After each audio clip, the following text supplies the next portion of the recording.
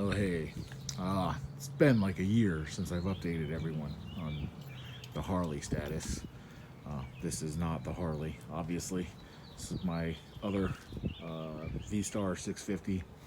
Um, anyway, it's been a little cold, so I haven't been riding a lot. But anyway, Harley update. So we bought a new house, right? And it's got a two-car garage, super dope. So been doing a lot of house projects actually. Built a table saw, stand, moving table, all that stuff, lumber. Been building bed frame, cabinets, and all kind of stuff. So you can see it's sort of a hot mess in here, but that's where we're at. But you guys wanted to see Harley updates, probably. So let me crawl through that pile of wood here. All right. This is where she's at right now. Up on a stand. Golly. I feel bad for having stuff on there, but it's been winter. It's been cold. Haven't done a lot, so this is where she's at. So there you go. Uh-oh. Oop. All right. So there she is. Honestly, it's not going to take too much to get her going at this point. So for that reason, I've sadly been sort of putting it off. Just trying to get house projects done, stuff like that. So, yeah, at this point, I still gotta put the gasket in there, fill her up with oil and stuff. But I mean, she's been repainted. Yeah, I mean, you guys have seen most of the process. Now, the thing is, I did some rewiring. Well, not rewiring. I rewired the bike with a harness kit, and that tested my patience for sure.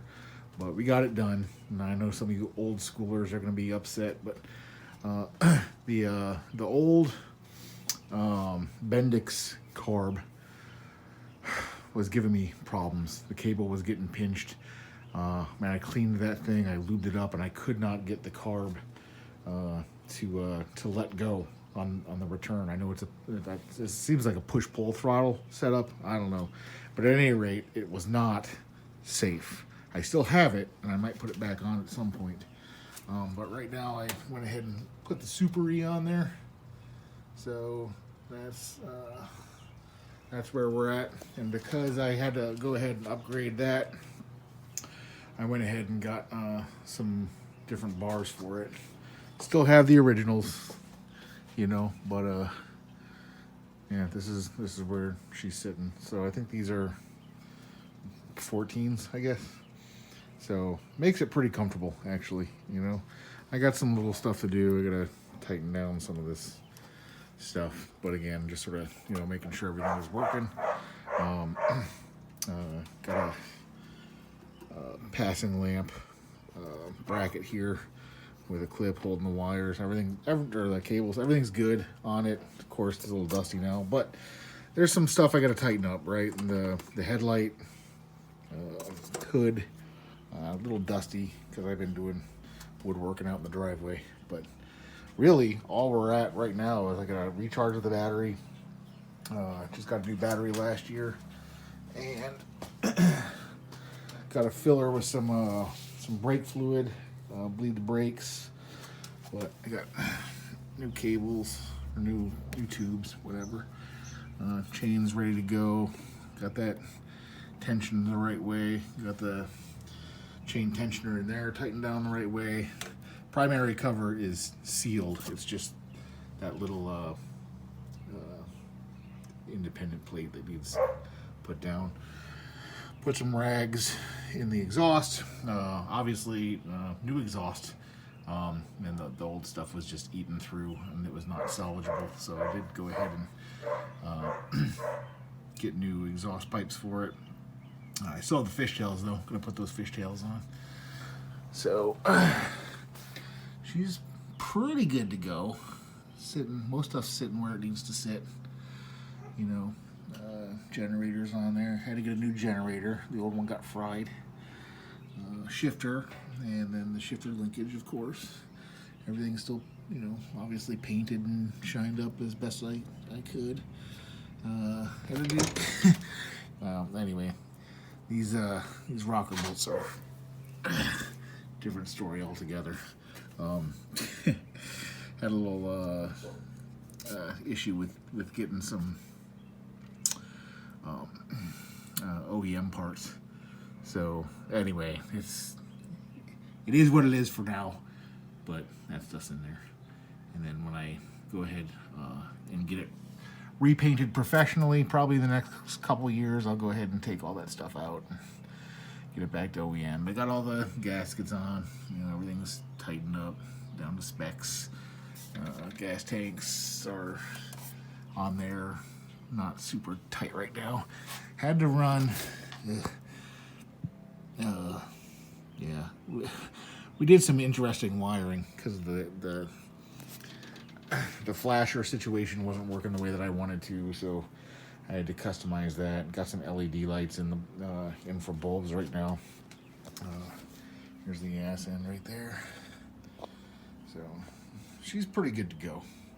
Like I said, I'm just gonna, you know, it's last minute stuff. It's stuff that really won't take too long.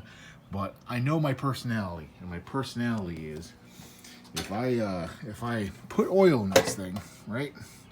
If I put oil in this bike and try to start it up, and there's a leak anywhere, I am going to be compulsively driven to fix it, and I can't put my head there right now. So. I work in higher ed, so we're still in the tail end of the spring semester.